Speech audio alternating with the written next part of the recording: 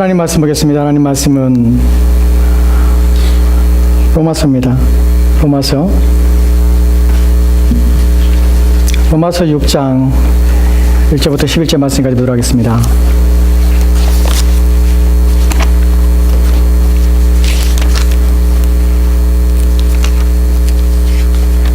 로마서 6장 1절부터 11절 말씀까지입니다. 우리 찾은 자 우리 한 절씩 교도하도록 합시다.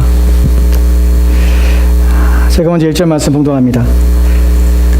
그런즉 우리가 무슨 말하리요? 은혜를 더하게 하려고 죄에 거하겠느냐?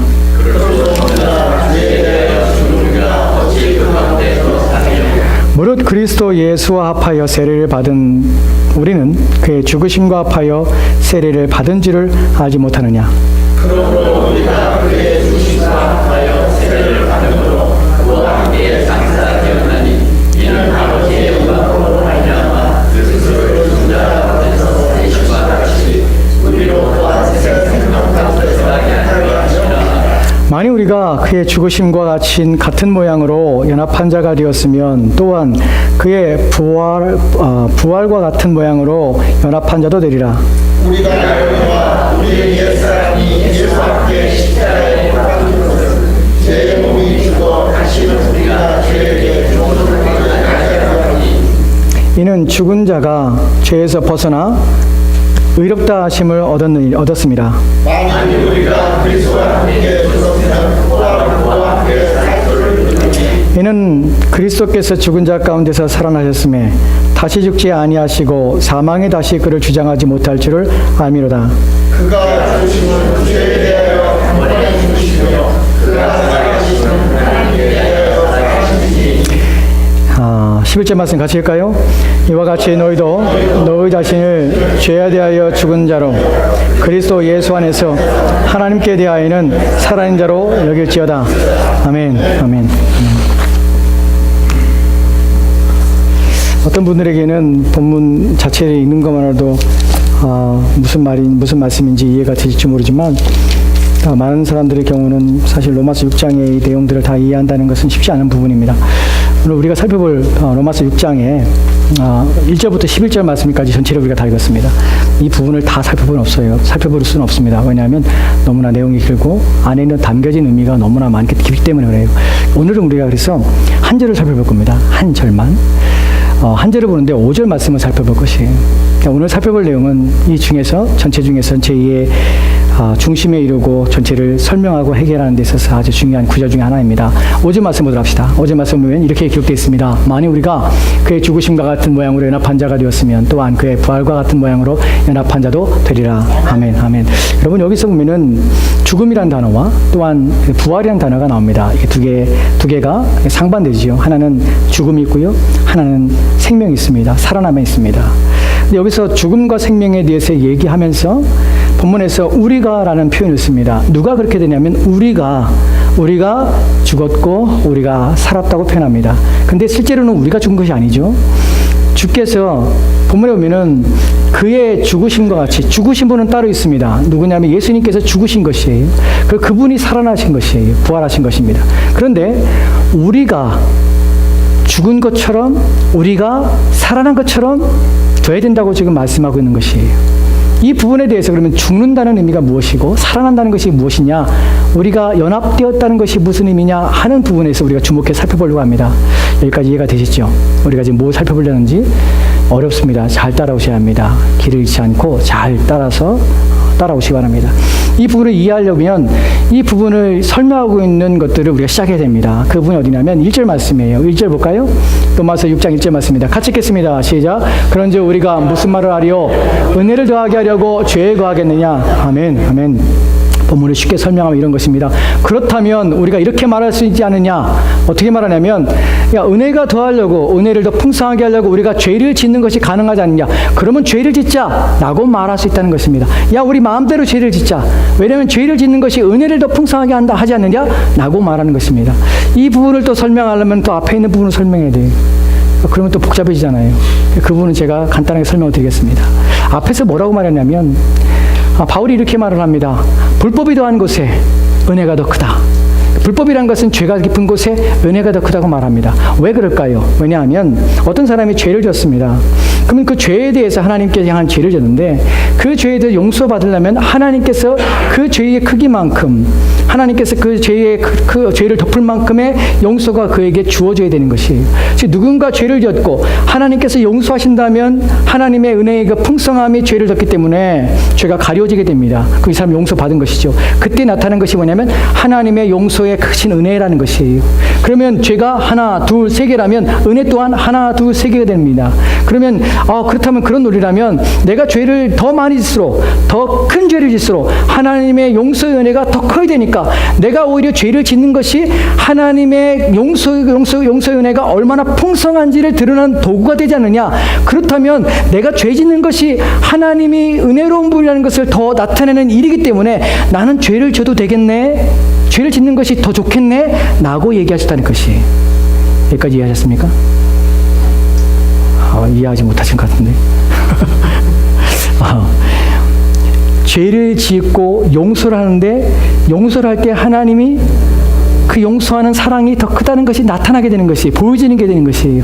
그러면 죄를 지으면 짓수록 하나님의 용서가 더 많이 나타나니까 죄를 지으면 짓수록 하나님이 영광을 받으시네, 죄를 더 짓자 라고 말할 수 있지 않은가라는 얘기를 하는 것이에요. 거기에 대해 지금 말하고 있는 것이에요. 지금 그렇다면 이렇게 말하지 않느냐, 은혜를 더하게 하려고 하나님이 은혜로운 분이라고 내가 죄를 짓는 것이 더 기쁘지 않느냐 라고 말하셨다는 것이에요. 여기에 대해 2절 말씀이 이렇게 말합니다. 같이 읽을까요? 시작.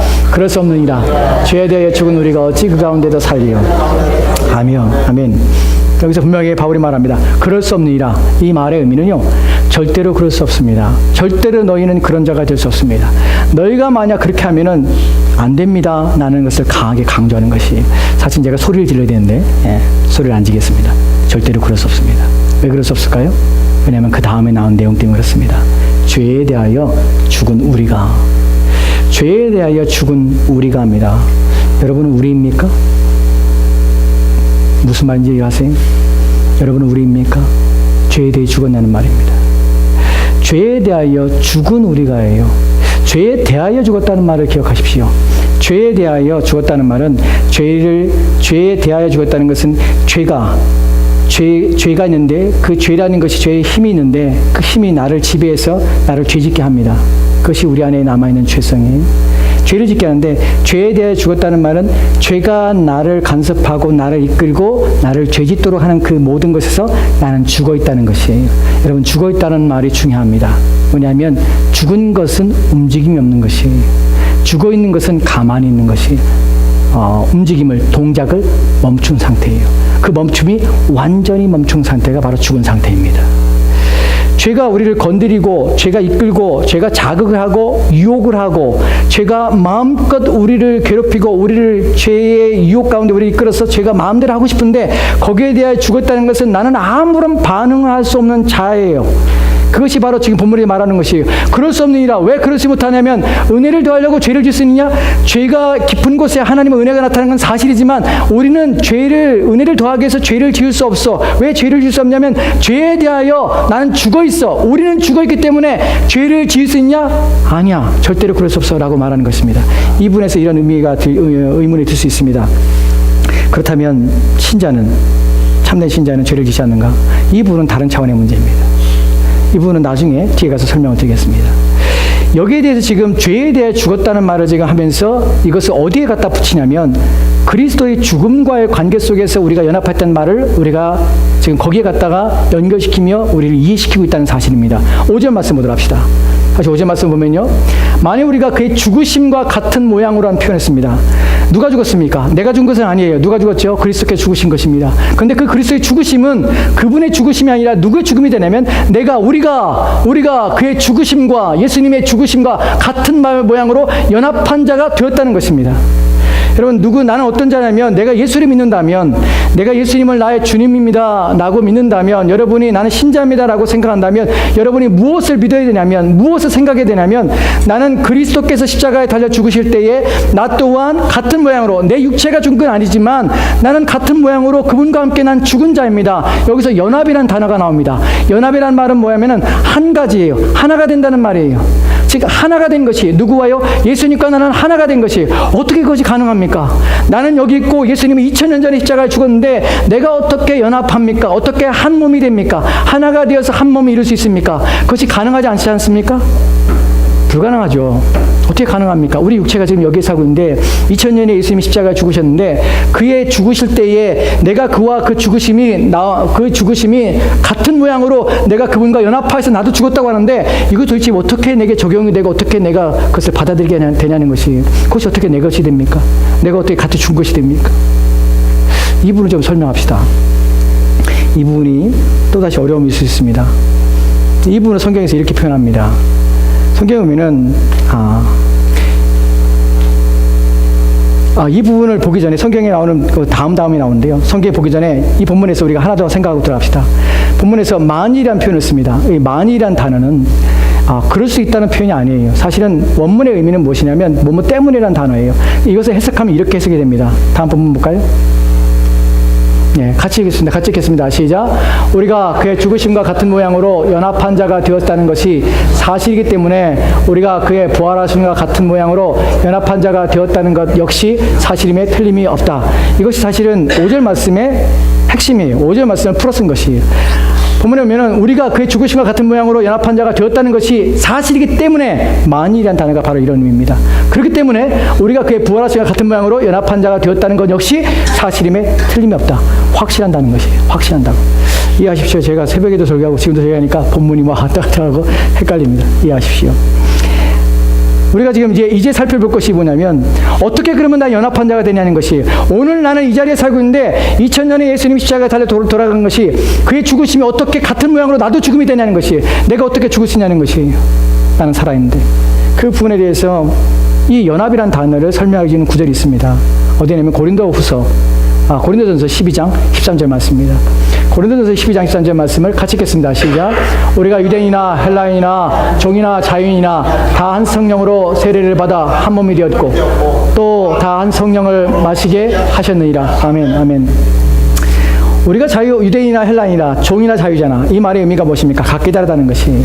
유대인이 있고 헬라인이 있습니다. 이 사람들의 인종이 다르지요. 언어도 다릅니다. 문화도 다릅니다. 다 다르지요. 여기엔 종이 있고 상전이 있습니다. 이 사람도 사회적 지위가 다르고 격차가 다릅니다. 근데 이 사람을 뭐라고 그러냐면 한 몸이라고 그래요. 어떻게 한 몸이 될 수 있습니까? 언어가 다른데 어떻게 한 몸이 됐습니까? 색깔이 다르고 문화가 다른데 어떻게 한 몸이 됩니까? 살아온 삶이 다르고 배경이 다른데 사회적 지위가 다른데 어떻게 한 몸이 됩니까? 그런데 한 몸이라고 합니다. 어떻게 한 몸이 됩니까? 여기서 한 몸이란 말은 바로 연합이란 말입니다. 어떻게 우리는 다른데 한 몸이 됩니까? 누가 이렇게 만듭니까? 본문에 보면 누가 합니까? 다 한 성령으로입니다. 한 성령으로 세례를 받았다는 표현이에요. 이런 본문에서 이 세례라는 것은 하나가 되게 한다는 것이에요.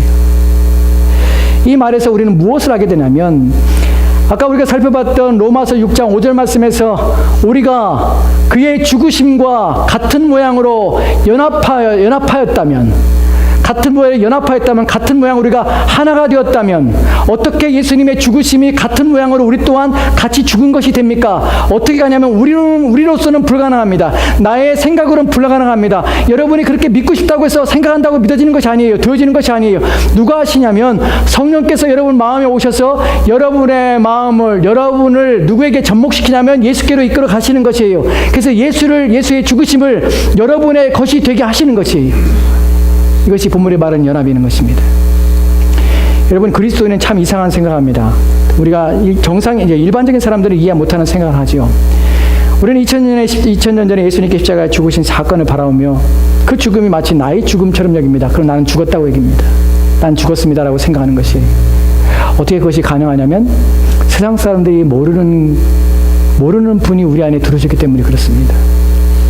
세상 사람들은 죽었다 깨나도 알 수 없으며 죽었다 깨나도 감각할 수 있는 그분이 우리 가운데 오셨습니다. 그분은 오직 영적인 감각이 있을 때만 깨닫게 되시는 분이에요. 그분이 바로 누구냐면 성령님이십니다. 성령님이 우리 안에 오셔서 우리로 하여금 세례를 받게 하십니다. 세례하는 것은 한 몸이 되게 하시는 것이에요. 누가 한 몸이 되게 하냐면 우리를 이끌고 가서 예수님께로 우리를 갖다 주시는 것이에요. 그리고 우리가 예수 안에 있게 하시는 것입니다. 그래서 예수님께서 행하신 일들이 마치 내가 행한 것처럼 내게도 적용이 되게 하십니다. 이것을 어떻게 봤냐면 이 일들을 어떻게 우리가 알게 되냐면 우리가 지금 살펴볼 갈라디아서 2장 20절 말씀에 이렇게 기록되어 있습니다. 같이 볼까요? 같이 읽겠습니다. 시작. 내가 그리스도와 함께 십자가에 못 박혔나니 그런즉 이제는 내가 사는 것이 아니요 오직 내 안에 그리스도께서 사시는 것이라. 이제 내가 육체 가운데 사는 것은 나를 사랑하사 나를 위하여 자기 자신을 버리신 하나님의 아들을 믿는 믿음 안에서 사는 것이라. 아멘. 아멘. 마르고 닳도록 외워야 하는 구절입니다. 그죠? 정말 이 구절을 끊임없이 외워야 합니다. 이 구절에서 말합니다. 내가 그리스도와 함께 십자가에 죽었다고 합니다. 근데 사실은 우리 육체는 죽지 않았죠. 왜냐하면 우리는 여기 있었고 예수님은 2000년 전에 십자가에 달려 죽었습니다. 근데 바울은 말합니다. 어느 누구도 예수님과 함께 그 당시에 이 구절을 쓸 때에 갈라디아 교인 중에 어느 누구도 예수님 십자가에 달려 죽을 때 함께 달려 죽은 사람 없습니다. 근데 바울은 그렇게 말합니다. 너희들이 성령에 의해서 너희들이 예수님 십자가에 달려 죽을 때 함께 너희들이 십자가에 달려 죽었다. 그리고 이제 그 다음에 나오는 말이 그런즉 이제는 내가 사는 것이 아니 오직 내 안에 그리스도께서 사신 것이라. 그런데 내가 그렇다면 내가 지금 육체 가운데 사는 것은 무엇입니까? 내가 지금 살고 있는 나는 무엇입니까? 라는 물음에 내가 지금 육체 가운데 사는 것은 나를 사랑하사 나를 위해 죽으신 예수 그리스도를 하나님 아들을 믿는 믿음 안에서 사는 것이라. 마지막에 있는 내용이 중요합니다. 믿음 안에 사는 것입니다. 여러분 믿음 안에 사는 것입니다. 이 말이 무슨 의미인지 아십니까? 십자가에 달려 죽으셨습니다. 근데 그분의 죽음이 그의 죽음이 아니라 나의 죽음이 됩니다. 왜 그렇습니까? 성령이 내 안에서 나로 하여금 예수님의 죽으심 앞에 나를 접목시키고 또한 예수님 안에 나를 이끌어갑니다. 나는 그 안에서 무엇을 보게 되냐면 예수님의 십자가의 죽으심이 나의 죽음이라는 믿음이 생기게 되는 것이에요. 그 믿음으로 나는 사는 것이에요. 그 믿음이 나로 하여금 예수님이 나를 위해 죽으셨구나 하는 것을 알게 되는 것이에요. 그 믿음 때문에 내가 죄에 대해서 죽었구나 하는 것을 알게 되는 것이에요. 여러분 안에 믿음이 없다면 여러분은 죄에 대해서 여러분이 죽었다는 사실을 확인하지 못합니다. 여러분의 믿음이 없다면 여러분 자신이 죽었다는 사실에 대하여 확신하지 못합니다. 여러분이 믿음이 있어야 여러분 나는 죄에 대해 죽었구나 하는 것을 깨닫게 되어서 죄의 도구로서 내 자신을 내어놓지 않게 됩니다. 하나님의 미워하시거나 하나님의 싫어하시거나 하나님의 가증히 여기시는 일에 대하여 나는 죽어 있습니다. 죄가 자꾸 건드립니다. 찌릅니다. 발로 찹니다. 깨어나려고 합니다. 그런데 나는 반응할 수 없습니다. 하나님이 싫어하는 것에 대하여 하나님이 원하지 않는 것에 대하여 하나님이 기뻐하지 않는 것에 대하여서 나는 반응할 수 없습니다. 왜냐하면 내 영혼은 죽었기 때문에 그렇습니다. 무엇으로 증명합니까? 나는 믿습니다. 누가 나에게 믿음을 주었습니까? 성령이 내 안에 만들어낸 믿음을 통하여서 나는 이것이 하나님이 원하지 않는 일이라는 사실을 알게 되는 것이에요. 그래서 결코 할 수 없는 것이에요. 여러분 경건함이나 거룩함이나 죄를 안 짓는 것은 그 사람이 정말 강하고 독해서가 아니에요. 그 사람이 정말 착해서가 아니에요. 그 사람이 뭐가 있냐면 성령이 그 사람 안에 믿음을 주어서 자신이 죽었다는 사실을 끊임없이 그 안에 깨닫게 하기 때문에 결코 그 짓을 할 수가 없는 것이에요. 그래서 못하는 것이에요. 그래서 착해서가 아니에요. 정말 잘 살아보겠다는 이런 악문의 의지 때문이 아니에요. 정말 하나님이 내 안에서 믿음 때문에 내 그 믿음 때문에 그것을 보기 때문에 그렇게 살면 안 되는 것이 절절히 내 가슴에 느껴지기 때문에 내가 한 걸음도 그렇게 나갈 수 없는 것이에요. 이것이 바로 죄에 대해 죽은 내 모습입니다. 이해가 되십니까? 여러분 죽으셨습니까? 그리스도와 함께 십자가에 죽으셨습니까? 그래서 나는 죄가 어떠한 일에도 하나님이 원하지 않는 것이라면 이것이 하나님께서 하나님 앞에 내가 부끄러운 일이라면 이것이 하나님이 기뻐하는 일이 아니라면 난 절대로 하기를 원치 않습니다. 난 정말 주님이 일을 하고 싶지 않습니다. 내가 이런 죄악된 길을 정말 멈추고 싶습니다. 이런 절절함들이, 이런 애절함들이, 이런 간절함들이 여러분 가슴에 있습니까? 여러분이 죽은 사람이면 이 마음이 있습니다. 왜 그럴까요? 왜냐하면 다른 곳에 살아있기 때문에 그래요. 다시 5절 말씀 보도록 합시다. 로마서입니다. 로마서 6장 5절 말씀에는 만일 우리가 그의 죽으심과 같은 모양으로 연합한다 자가 되었다면 죽은 것이 우리는. 그런데 여기서 끝나는 것이 아니라 또한 부활과 같은 모양으로 연합한 자도 되리라. 아멘. 이것이 우리의 소망입니다. 부활과 같은 모양으로 그의 부활하심과 같은 모양이에요. 누구의 부활요? 예수 그리스도의 부활한 것처럼 우리도 같은 모양으로 부활한 것이에요. 그러면 예수님이 죽었을 때 예수님은 어떻게 죽었습니까? 죄에 대해 죽은 것이에요. 이것을 어디에 말하냐면 로마서 6장 10절과 11절 말씀이 이렇게 말합니다. 같이 볼까요? 같이 봅시다. 시작. 그가 죽으심은 죄에 대하여 단번에 죽으심이요 그가 살아계심은 하나님께 대하여 살아계심이니 이와 같이 너희도 너희 자신을 죄에 대하여는 죽은 자요 그리스도와 예수 안에서 하나님께 대하여는 살아있는 자로 여길지어다. 아멘. 아멘. 이 구절이 사실은 5절 말씀에 있는 핵심의 마지막 귀결입니다. 우리는 그리스도와 함께 죽었습니다. 어떻게 죽었습니까? 어떤 모양으로요? 그리스도처럼 죽었습니다. 그리스도가 어떻게 죽었습니까? 그는 죄에 대하여 단번에 죽으셨습니다. 여러분, 그리스도인이 된다는 것은 누구를 닮느냐면 그리스도 안에 있는 사람이에요. 예수 그리스도, 그리스도인이라는 것은 그리스도 안에 있는 사람이에요. 그래서 다른 말로 하면은 그리스도를 따르는 사람, 또한 그리스도를 닮은 사람이에요. 왜 닮을 수밖에 없습니까? 왜냐하면 그분의 죽음처럼 우리가 똑같은 죽음을 당했고 그분의 살아남처럼 똑같은 살아남을 우리가 같은 모양으로 되었기 때문에 우리는 그리스도를 닮을 수밖에 없어요. 이해가 되십니까? 그리스도의 죽음에 대하여 같은 죽음으로 우리는 같은 모양으로 서 있습니다. 어떻게 해요? 죄에 대해는 단번에 죽는 것이에요. 죄에 대해는 죽은 것이에요. 그렇다면 주님이 어떻게 살아났습니까? 그의 부활하심 무엇입니까? 그의 부활하심은 살아나심은 그의 살아계심은 하나님께 대하여 살아계심이라.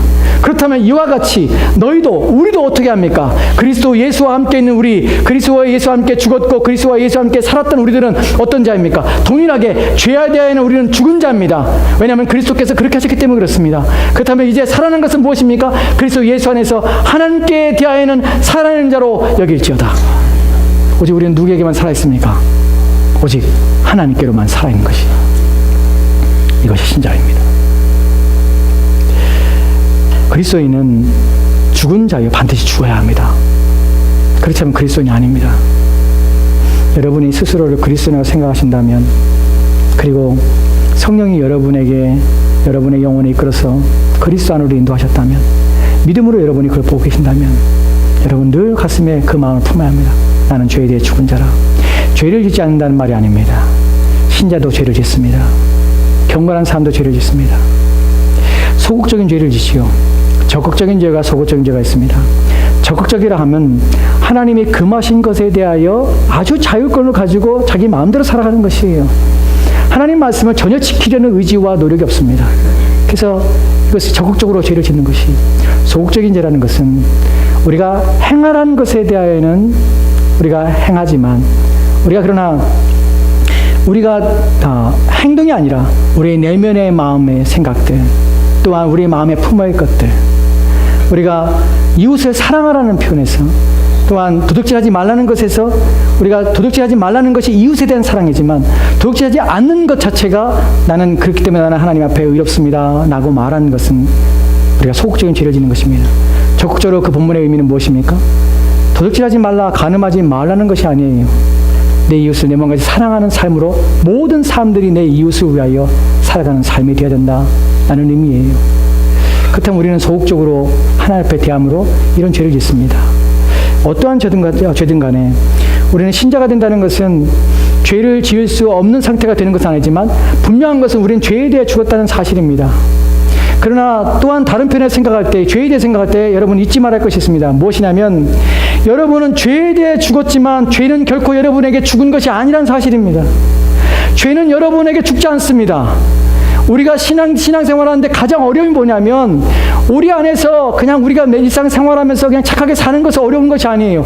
우리 안에 끊임없이 올라오는 하나님을 반역하고자 원하는 마음, 즉 우리가 경건하고자 원하는 마음이 없다는 것이에요.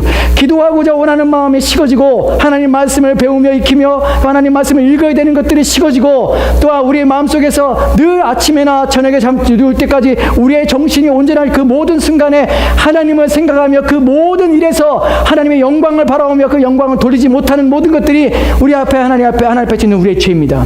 죄는 끊임없이 우리의 마음을 끌어내려서 우리의 생각과 마음에서 하나님을 멀리하게 하며 하나님을 생각하지 않게 합니다. 모든 일상의 분주함을 통해서 우리의 마음을 끌어내리고 우리의 마음을 덮어버려 하나님에 대하여 생각하지 못하게 합니다. 그래서 하나님 없이 하루 동안에 온통 모든 분주함과 생활 속에서 우리의 시간을 허비하게 합니다. 그것이 일주일이에요. 그렇게 지내고 주일날 예배당에 옵니다. 근데 우리는 그것을 죄라고 인식하지 못하는 경우도 있지요. 안타깝게도. 여러분, 신자는 그런 어려움을 겪습니다. 매일매일 하나님의 영광을 위해 살아야 되는데 그 영광스러움을 위해 살지 못하는 것이 그 죄를 짓습니다. 우리는 적극적으로 살인하지 않습니다. 도둑질하지 않아요. 그런 죄에 대해서 여러분이 회개하는 것이 아닙니다. 그것 때문에 여러분이 안타까운 거 아니에요. 저와 여러분이 안타까운 무엇이냐면 이런 것들이에요.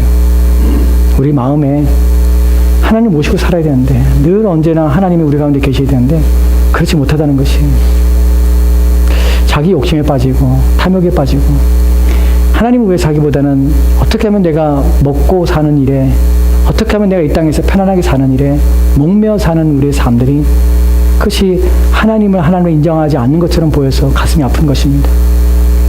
우리는 이런 연약한 가운데 있습니다.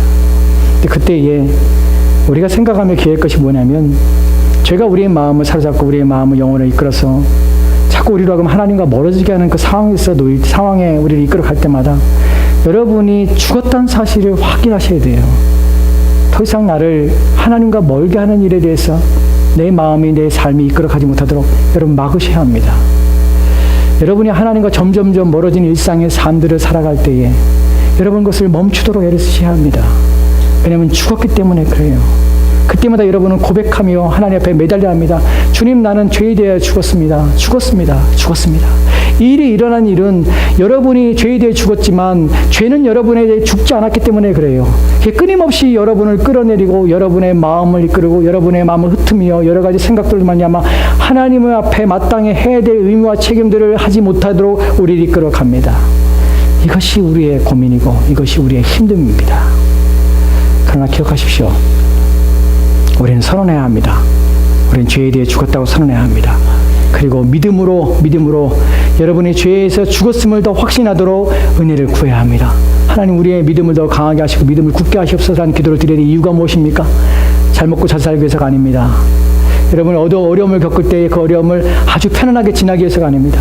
제발 우리 안에서 끊임없이 올라오는 내가 죄에 대해 죽었는데 죄가 내 안에서 살아서 역사하는 그 모든 것 가운데서 하나님 내 마음을 지켜주시고 내가 믿음으로 이기도록 이 경건하고 거룩한 일들을 끊임없이 행하도록 중단 없이 행하도록 내가 내 영혼을 보호하도록 지켜내도록 그래야 하나님의 영광 위에 사는 이 거룩한 삶들을 살아가도록 주님 나를 지켜달라고 내 이 믿음을 가지고 이겨내도록 도와달라고 그때 내가 멈춰설 수 있는 믿음을 달라고 그때 내가 거부할 수 있는 믿음을 달라고 그때 내가 죄에서 돌이킬 수 있는 마음을 달라고 내 믿음을 달라고 하나님 앞에 구하는 것입니다. 여러분 믿음이 있으셔야 합니다. 그래야 이깁니다. 여러분 믿음이 있어야 여러분이 하나님께 영광을 돌리며 살 수 있습니다. 믿음이 있어야 합니다. 그래서 그 믿음은 무엇으로 우리를 이끌어가냐면 하나님께로만 살아있게 합니다. 이것이 주님의 부활입니다. 여러분이 주님과 함께 부활하셨다면 여러분의 마음은 어디로 이끌어갑니까? 하나님께로 이끌어가는 것이에요. 하나님을 사랑하고 싶은 것이에요. 하나님과 함께 있고 싶고 하나님을 알고 싶고 하나님 믿고 싶고 그분의 말씀하시는 것이 듣고 싶고 그분에 대하여 그분 앞에 내 인생을 맡기고 싶고 그분이 내 삶을 책임졌으면 좋겠고 그분이 나의 모든 것의 주인 되었으면 좋겠고 나는 그분이 좋습니다. 나는 것이 그런 마음과 그런 삶으로 살아가는 것이 하나님께 대하여 살아있는 것입니다. 여러분 바울이 우리에게 말하는 것의 마지막 결론은 여러분은 죽은 자입니까? 그리스도의 죽으심과 같은 모양으로 연합하였습니까? 그리고 그리스도의 부활하신 것 같이 여러분은 연합하셨습니까? 그렇습니까? 오늘 부활절에 다시 부활절에 이런 딱딱한 설교를 합니다. 하지만 우리 자신을 돌아보고 우리의 주님의 부활하심이 그냥 부활절이구나라고 지나가지 마십시오. 이 시간은 우리의 마음의 밭을 다시 개간하며 딱딱한 마음들을 부드럽게 하며 그래야 하나님의 말씀 앞에 우리 자신을 놓고 다시금 우리 자신을 믿음의 끈을 조이고 그래야 우리로 하여금 하나님께로 달려가며 하나님께 서도록 우리 자신을 이끌어가는 귀한 시간들입니다. 부디 이 부활절에 그리스도의 부활하심을 깊이 묵상하여 누구에게로 살아있는가를 생각하시고 오직 하나님께만 대하여 여러분의 영혼이 살아있는 여러분의 삶이 되시기를 부탁드립니다. 기도합시다. 하나님 오늘 부활절 주님의 부활